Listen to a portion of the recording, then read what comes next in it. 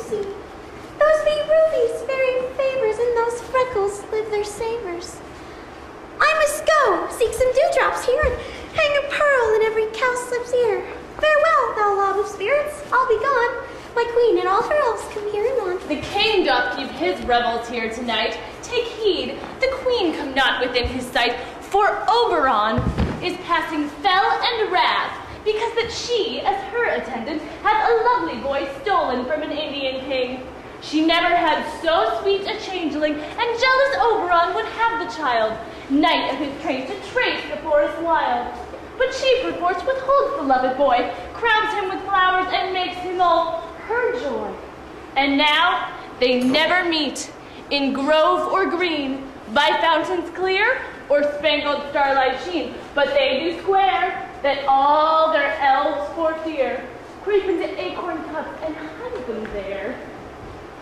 Either I mistake your shape in making quite, or else you are that shrewd and knavish sprite called Robin Goodfellow.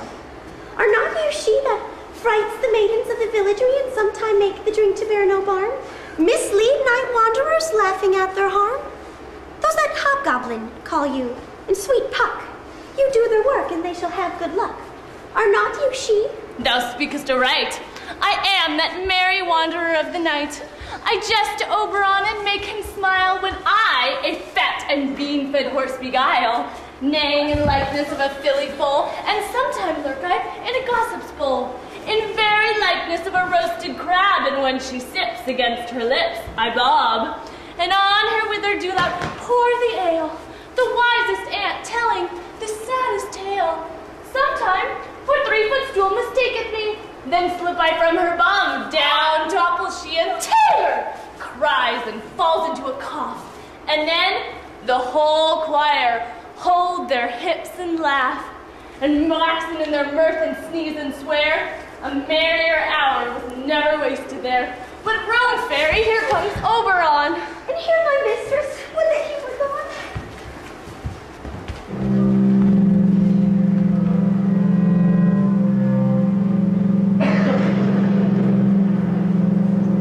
ill met by moonlight, proud Titania. What? Jealous? Overall.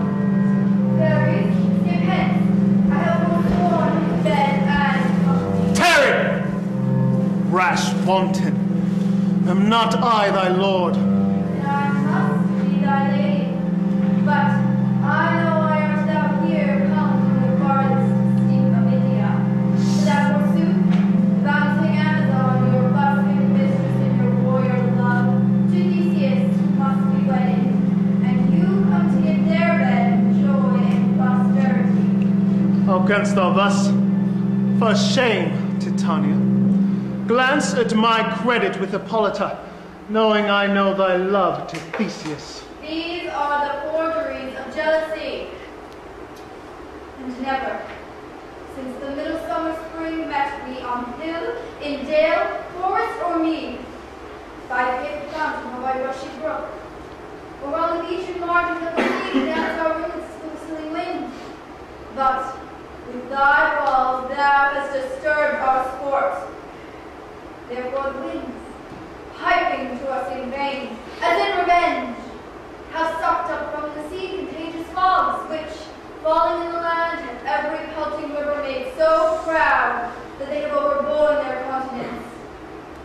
Therefore the moon, the governess of floods, pale in her anger, washes all the air, that her magic ceases to abound. And to thorough this distemperature we see the seasons alter. The spring, the summer, the childish autumn, and the winter change their wonted liveries. And the mazy world by their increase now knows not which is which. And this same progeny of evils comes from our debate, from our dissension. We are their parents and original. Do you amend it then? It lies in you. I do but beg a little changeling boy to be my henchman. Set your heart at rest. The fairy land lies not the child of me. His mother was a votress of my order, and in the spice of Indian air by night, often has she gossiped by my side, and stopped with me on Neptune yellow sands, marking me about traders on the side. We had laughed to see sails from sea, and to grow big bellied with the wanton wind. She was pretty, and was swimming gate following, her boon and rich with my young squire, and imagery, and sail upon the land to fetch new trifles and return again, as from a voyage rich with merchandise.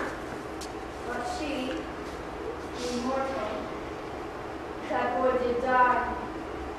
And for her sake do I rear up her boy, and for her sake I will not part with him. How long within this wood intend you stay? Chance to watch with Theseus' wedding day.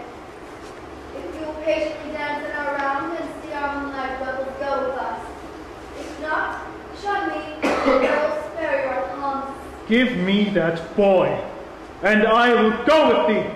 Not for thy fairy kingdom. Fairies, away.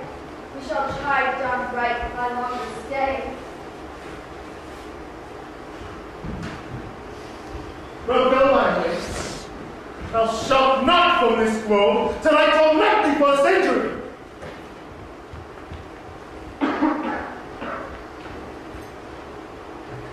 My gentle come hither.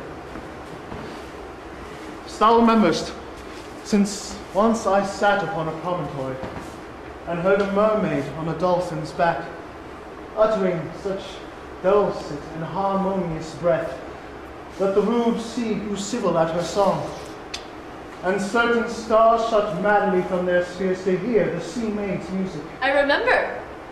That very time I saw, but thou couldst not, flying between the cold moon and the earth, Cupid, all armed. A certain aim he took at a fair vessel, throned by the west, and loosed his love shaft smartly from his bow, as though it should pierce 100,000 hearts. But I might see young Cupid's fiery shaft, quenched in the chaste beams of the watery moon, when the imperial votress passed on in maidens.